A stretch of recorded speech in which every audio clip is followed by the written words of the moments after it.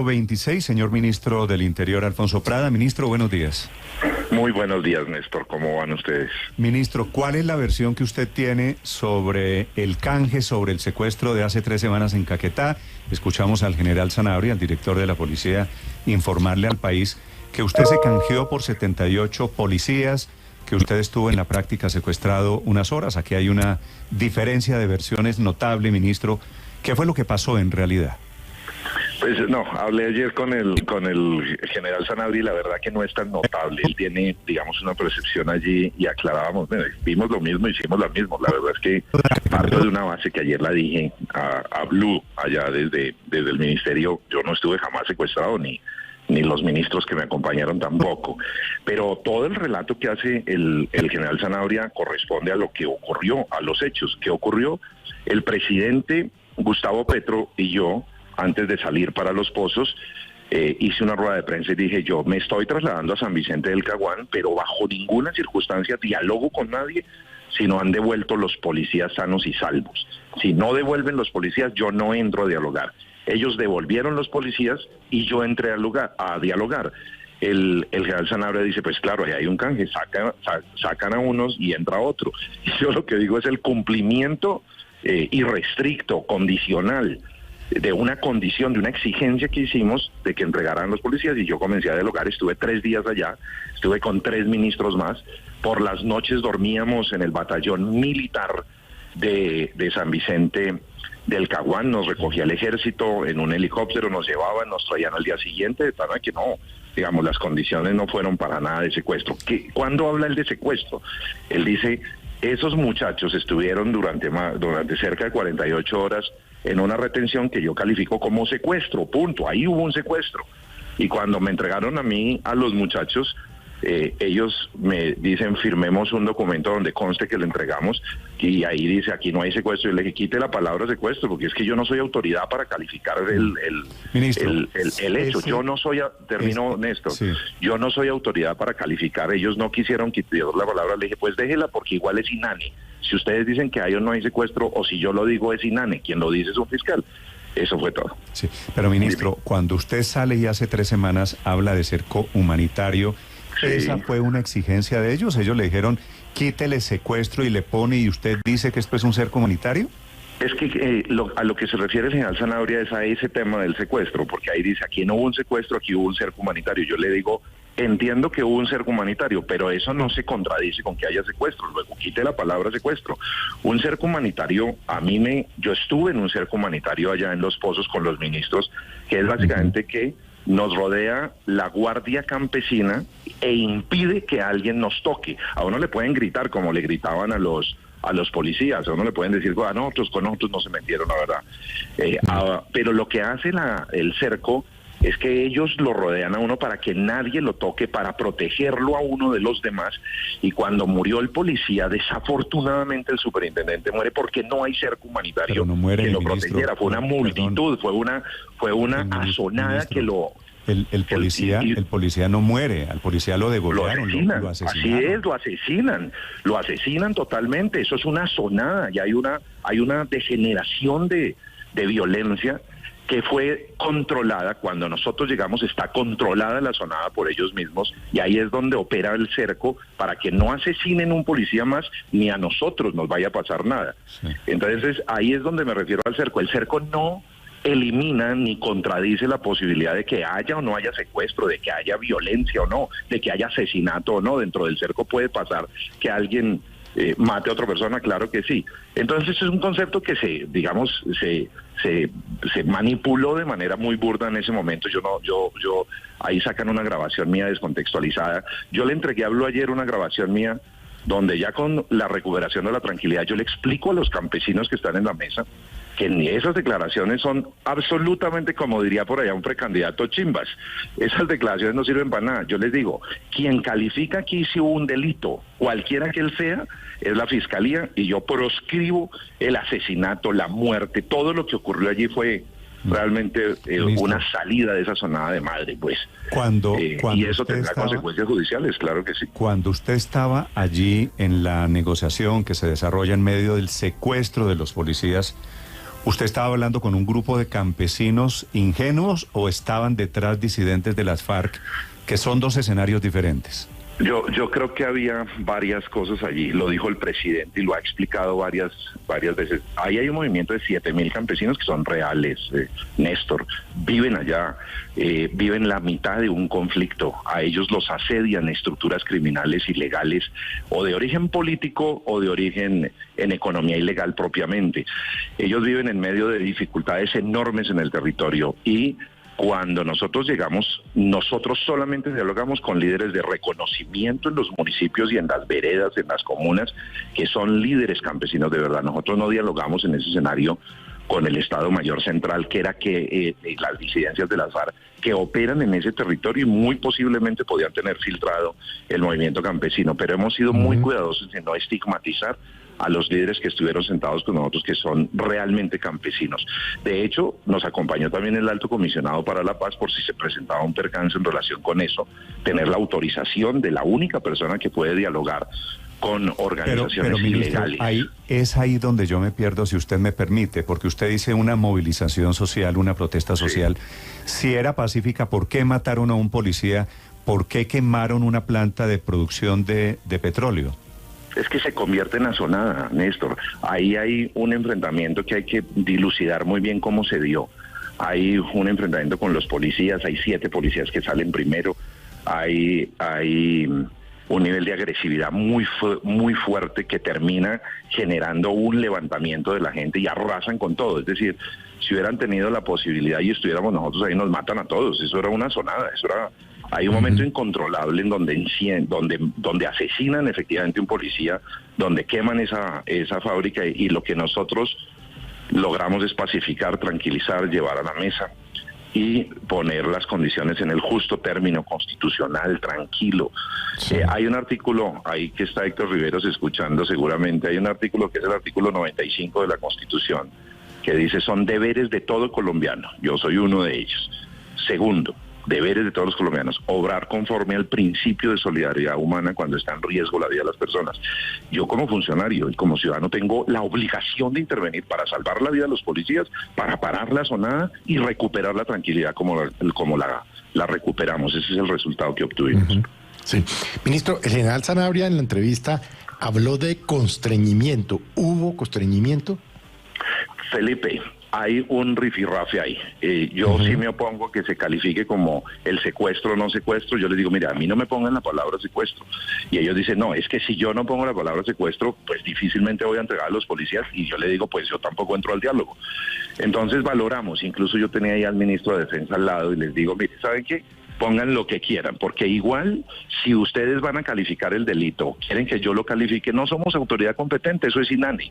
Esa es, digamos, lo que califica él como un constreñimiento, que nos obligan a firmar para entregar los policías con una palabra que nosotros no estábamos de acuerdo. Pues a mí me pareció, desde el punto de vista jurídico, absolutamente inane que dijese secuestro o no secuestro. Se lo dije, lo expresé y después, cuando ya estamos tranquilos en la mesa, les digo, todo eso es chimbo, todo eso no sirve para nada. Aquí hubo excesos en la protesta, hubo en la mitad una azonada, hubo un asesinato efectivamente y será la Fiscalía la que determine qué fue lo que pasó ya desde el punto de vista judicial. Pero usted habla de un rifirrafe, pero ¿usted se sintió presionado indebidamente en ese momento? No, yo no lo ratifico. Si lo que me pregunta es si yo estuve bajo secuestro y la imposición, no. No, el constreñimiento, ministro. Si usted se sintió forzado a hacer algo que no quería hacer. No. Lo que puedo decir claramente y en lo que tiene razón el general, y él le llama constreñimiento, es que nos obligaron a firmar para recibir los policías con una palabra que yo no quería que estuviera. Eso es todo. Y eso es un constreñimiento. ¿Cuál es la palabra que usted no quería que estuviera, ministro? Secuestro. Es que ahí decía, ahí no hay secuestro. Yo le dije, yo no califico eso lo califican las autoridades judiciales. ¿Y usted accede a retirarla para poder firmar el acuerdo para que liberaran a los policías? No la retiran, no, es al revés, Ricardo, es al revés. Ellos no acceden a retirarla y les dije, pues, que esté ahí o no esté, la verdad, es inane. De verdad que yo firmo porque estoy interviniendo para que entreguen la vida de las personas y salvar a esos muchachos. Había que pacificar el terreno porque estaban en riesgo de vida claramente, así que hay que actuar. Yo procedo a recibirlos, ellos salen ya para Florencia, para Neiva y logramos el resultado de proteger la vida de esos muchachos. Ministro, ¿ustedes supieron que uno de esos policías secuestrados alcanzó a ser llevado hacia la zona cercana a la Macarena para mantenerlo plagiado allí y que al final cuando negocian con el gobierno lo devuelven para entregarlo y liberarlo? No conocí ese episodio, hasta ahora me entero que usted me comenta, no tenía la menor idea. ¿Ustedes sabían que estas personas, guardia campesina, entre comillas, estaban armados? No, para nada. De hecho, yo jamás vi un arma en ese escenario, jamás vi un arma. ¿No supieron ustedes que la guardia campesina le quitó las armas a los integrantes de inteligencia de la policía? A ellos les quitaron todo el material, efectivamente. A ellos les quitaron todo el material y era, pues, obviamente, una medida que se daba en medio de esa zona. ¿Con qué autoridad la guardia campesina le quita las armas a los policías? Todo eso es lo que deja indefensos a los policías y porque actuamos, están en riesgo, ellos no tienen mecanismos de protección, hay que inmediatamente intervenir para protegerlos. Toda nuestra intervención es para proteger la vida de ellos. Ministro, ¿por qué hubo omisión de apoyo? ¿Por qué no llegaron los refuerzos? No, es una orden del presidente de la República, lo ha ratificado muchas veces, Ricardo, usted seguramente lo ha escuchado y lo ha leído, lo ratificó el día de ayer. Anoche. Porque sí, exactamente, porque si se da la orden de entrar, efectivamente, y tenemos alguna estructura criminal por detrás que dispare, se vuelve una masacre. No solamente mueren los policías, sino mueren los campesinos que estaban en protesta social, utilizados seguramente por esa estructura como cordón humano, y termina en una masacre, Ricardo. Ojalá fuera tan sencillo. Acláreme, perdóname, Ricardo. Eso. Ojalá, es que, yo estoy aclarando. Lo que les voy a terminar, voy a terminar el argumento, porque esto es muy delicado, lo que ustedes están preguntando, y yo lo estoy aclarando. Ustedes, en la mitad de eso, es que esto es muy fácil 15 días después, aquí en la emisora, sentados tranquilos, decirlo uno lo otro. Aquí tenemos que actuar con rapidez, tomar decisiones, salvar la vida de la gente. Nosotros llegamos y ya había pasado el asesinato del policía y ya había muerto el señor campesino, porque no llegaron los refuerzos. No es cierto, Ministro, si estaban allá, había refuerzos. Una pregunta. Se activa un operativo, lo que termina es una tragedia, Ricardo. Claro, pero, ministro, para poner esto en orden, me cuentan que los policías estaban durmiendo y los rodearon a las 2 de la mañana. Me cuentan, es que todo son esas versiones. Me cuentan de que personas que estuvieron allá adentro. Es que no es un chisme, o sea, es un policía que estuvo diciendo, ahí. Me cuentan. Sí, yo me voy a tener, mire, Ricardo, yo en esto me voy a tener a lo que la fiscalía investigue y logre, porque es que pero si eso me es ponen cierto, a opinar ministro, sobre, llegaron a las 2 de la yo mañana. No estoy ahí en los hechos, yo no estoy a las 2 de la mañana, yo no sé qué fue lo que pasó. Esas son las versiones que comienzan, mire, esas versiones tienen que ponerlas en blanco y negro. Le doy negro, nombre, patrullero Albeiro Carvajal. Vuelvo y le digo, yo no voy a opinar, Ricardo, usted no va a lograr, Ricardo, que yo opine sobre temas que yo no conozco. Contó aquí esto, ministro. Pero vuelvo y le digo, yo no voy a opinar sobre lo que vayan ellos a contar, ellos lo contarán y la justicia tiene que investigar y castigar a los responsables. ¿Sabe por qué es importante, ministro, todo esto? Porque al final de eso depende saber si hubo o no hubo omisión de apoyo. Si ellos, es decir, los hechos no ocurrieron en medio del fragor de un enfrentamiento. Fue premeditado rodear a los policías mientras estaban durmiendo y mantenerlos secuestrados. Eso lo determinarán las autoridades, yo estoy de acuerdo, y las consecuencias tienen que pasar. Y hay que castigar al que haya que castigar. ¿Y por qué no se envió ayuda en ese momento? ¿Por qué no se envió refuerzo en ese momento cuando pasó en la madrugada? Si no era, un enfrentamiento, Ricardo, no era una sonada, sino era un secuestro. Usted actúa como fiscal y como juez con una comodidad enorme, pero le digo, no voy a intervenir en un tema que debe ser competencia de las autoridades judiciales con todo el rigor de la disciplina jurídica que tiene que operar allí, escuchar a los policías, saber cómo fue esa operación. Yo no estoy en ese momento, yo llego mucho después, por eso no le puedo opinar absolutamente nada sobre lo que digan los demás. Ellos tendrán que aclarar exactamente las condiciones y se adjudicará las consecuencias más severas a todo lo que haya pasado, que haya violado los derechos de los policías o de cualquier persona. Yo sé que usted me lo ha repetido varias veces, el que estuvo allá fue usted y por eso yo lo entrevisto. Usted, ministro, ¿por qué cree que el dilema era o rendición o masacre, que es un poco lo que viene diciendo desde anoche el presidente Petro? Ya sobre eso ya le opiné, Néstor, y no voy a seguir en eso porque ustedes están en un terreno muy delicado en el que hay investigaciones judiciales de carácter penal y es muy importante darle toda la libertad a la justicia para que intervenga y construya efectivamente la verdad real de lo que pasó allí. Cualquier otra cosa es una perturbación de la realidad. Solo quiero entender por qué el dilema es o matar niños o matar o entrar masacrando población civil. ¿Usted por qué creía en ese momento que eso era la alternativa a lo que pasó? Solamente porque había una sonada, Néstor, había una sonada. Acababan de asesinar a un policía, había una alteración de orden público supremamente delicada. Hay dos maneras de pararla: llamando y dialogando y diciendo devuelvan los policías y dialogamos, o entrando con una ráfaga de ametralladora y podíamos poner en riesgo la vida de todos. Ese era el dilema que había sobre el momento. Ministro, ¿por qué si desde el 8 de diciembre estaba activa esa confrontación o esa alteración o esa manifestación, tuvieron que esperar a que mataran a un policía para actuar? No esperamos para actuar, eso es totalmente Pero no actuaron falso, efectivamente, Ricardo. Dejaron solos a los 38 muchachos, no hubo una acción efectiva del Ministerio del Interior. Yo insisto, Ricardo, que usted valora como fiscal cada cosa sin conocerla.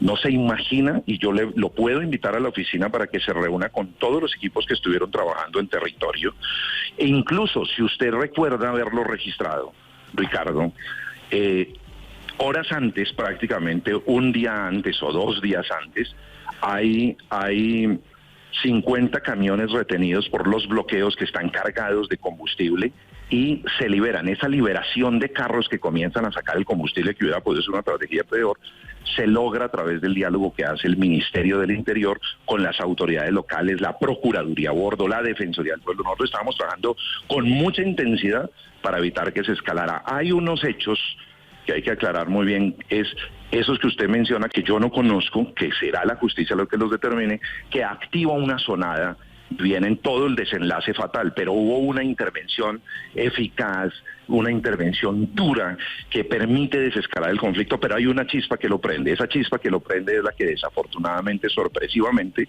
nos cogió a todos en el proceso de estar dialogando y estar buscando la manera de desescalar el conflicto. Sí, ministro, una pregunta final. Fíjese que había alertas de la Procuraduría, había alerta de inteligencia un mes antes de lo que ocurrió, que fue el 2 de marzo, advirtiendo que no era en sí una protesta espontánea, sino que había allí disidentes de las FARC. ¿Por qué, si el gobierno conocía esas alertas, esa información, deciden no enviar refuerzos de apoyo a los policías que estaban allá en el Caquetá? Vuelvo y le insisto, por última vez, ya menos mal dijo que era la última pregunta, porque vuelve y reitera sobre el particular. Yo vuelvo y reitero, no fue un mes antes que empezamos a dialogar, desde diciembre. Esto tenía unas organizaciones campesinas, teníamos diálogo allá, con la gobernación a bordo, con la alcaldía de San Vicente a bordo, con la Defensoría del Pueblo, la comunidad internacional, Naciones Unidas, siempre acompaña estos escenarios y este no fue la excepción. Allí se trabajó conjuntamente en resolver todos los problemas y hay un momento que hay una chispa que desata una sonada y nosotros tenemos que actuar frente a la sonada, pero habíamos caminado por el camino que normalmente caminamos siempre. Aquí hay conflictividad en múltiples frentes en Colombia y no termina en una sonada porque interviene el gobierno como intervino allá, y desafortunadamente terminó en un acto de agresión enorme que terminó volviendo la protesta una asonada con todo tipo de consecuencias lamentables y que condenamos desde el gobierno. Muy bien. Ministro, sobre el último tema, la reforma política que se hundió, ¿cómo queda la relación del gobierno con el Congreso? ¿Qué pasó con esa fuerza que estaba armada alrededor del presidente Petro en el Parlamento colombiano? La coalición está trabajando hoy y el lunes próximo seguimos trabajando en la reforma a la salud.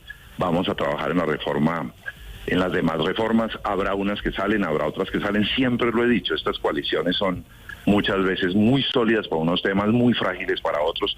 La reforma política desde la hora cero ha sido uno de los temas complejos, y la hora cero hablo del 2016, diciembre, cuando este proyecto que presentamos se acordó precisamente en las negociaciones de paz que desmovilizaron las FARC.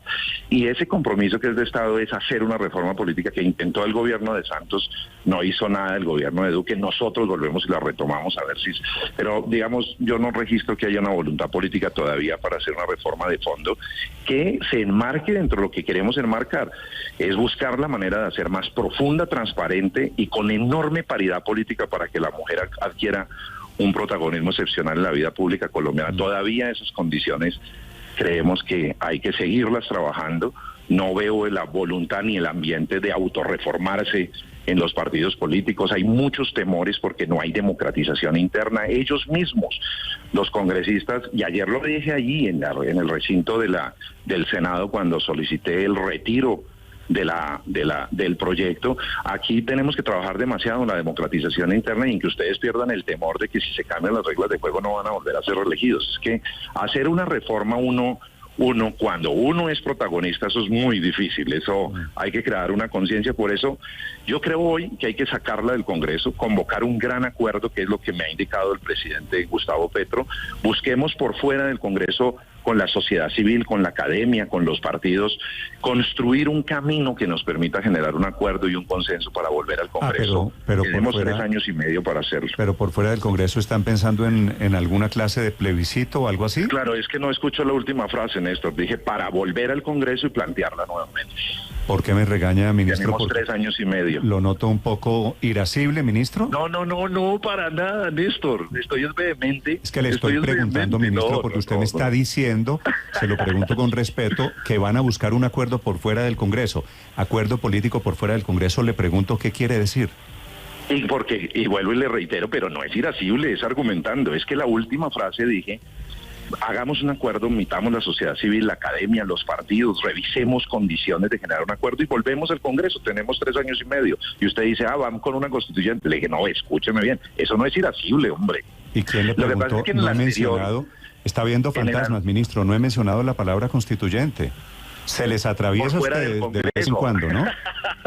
Bueno, acepto eso. ¿Está pensando con el deseo? Va uno. Acepto eso. ¿Ah? ¿Está pensando con el deseo, me da la impresión? No, ¿sabe qué? Lo que sí creo es que hay que seguir trabajando con el Congreso en el tema. Yo no sé si se puede hacer una gran reforma en el Congreso porque son los mismos protagonistas que se van a afectar con esas decisiones. Yo no sé hasta dónde sea realmente humanamente pensar que ahí va a haber un cambio. De tal manera que para reformas al Congreso, al sistema electoral de fondo, para reformas de ese tamaño, muchas veces hay mecanismos, muchas veces hay mecanismos alternos. Si no es en el Congreso donde se tramita una reforma política en Colombia. Claro, le estaba contestando, Néstor, y si no es en el Congreso hay alternativas constitucionales. Lo que le quiero decir para que el titular no sea ese: no hemos pensado ni en constituyente, ni en referendo, ni en plebiscito. Nosotros no hemos estudiado nada de eso y además estamos empezando todavía las etapas legislativas. Tenemos 3 años y medio y yo creo que hay que seguirlo intentando y generar un acuerdo y un consenso sobre ello y ver la manera que dentro de los mecanismos ordinarios, que en este caso es el Congreso, podamos lograrlo. Pero ya será el país el que defina el camino si esto no funciona. Sí, pero perdón, le insisto con respeto, ministro. Si no es en el Congreso, ¿en dónde? No, yo no le he dedicado un minuto a pensar en eso, Felipe, de verdad que no. Yo apenas ayer retiramos la reforma, ayer convocamos un acuerdo, apenas estamos en eso. Que no. Ahora, la Constitución, pero eso sí se lo dejo a Riveros ahí en la mesa. La Constitución le responde a usted esa pregunta. Si no es en el Congreso, en donde hay instrumentos constitucionales. Pero no estamos en eso. La verdad, no estamos en eso. Pero, pues, evítenos buscar la Constitución, ministro. ¿Qué mecanismos hay? Ya los dije. Son 3 mecanismos para reformar la Constitución. Los 3 mecanismos son o el acto legislativo, que es el que escogimos nosotros, la constituyente o un referendo constitucional. No hay otra fórmula para reformar la Constitución. Eso fue lo que le pregunté. Y ya se lo respondí, pero yo no estoy pensando en eso ni al presidente, para que no vaya a ver ese titular ahí. Vale. Ministro. Y no es irascibilidad, Néstor, te iba a faltar. Si me mostré irascible, pido excusas, pero soy vehemente, digamos, sobre todo en el otro tema. En este no, este es más relajado. Pero el otro tema hay que ser muy cuidadosos y muy estrictos porque estamos alrededor de un escenario que hay que todavía investigar mucho. Usted es el responsable de la política manejada, la política desde el gobierno. ¿Qué tan agrietada siente la coalición que acompaña al presidente Petro en el Congreso? ¿Qué tan herida sale esa coalición? No, yo creo que la evolución, digamos, del tiempo va, como ustedes lo decían al comienzo, acabando las lunas de miel, se van haciendo más hostiles. Yo creo que el tema de que hay elecciones pronto en el mes de octubre y ya van a comenzar las campañas ahora en junio, comienza mucha gente a tomar distancia. No es gratuito que Cambio Radical haya cambiado de la independencia a la oposición, radicalizan, se han vuelto más agresivos. Germán Vargas comenzó a salir a todos los medios, incluido Blue, por todo lado, a hacer reuniones. Comenzó la campaña y la campaña va liderando fuerzas como esa, y dentro de la coalición y dentro de los partidos hay gente que quisiera estar más cerca del gobierno, otros más lejos, y eso comienza a expresarse.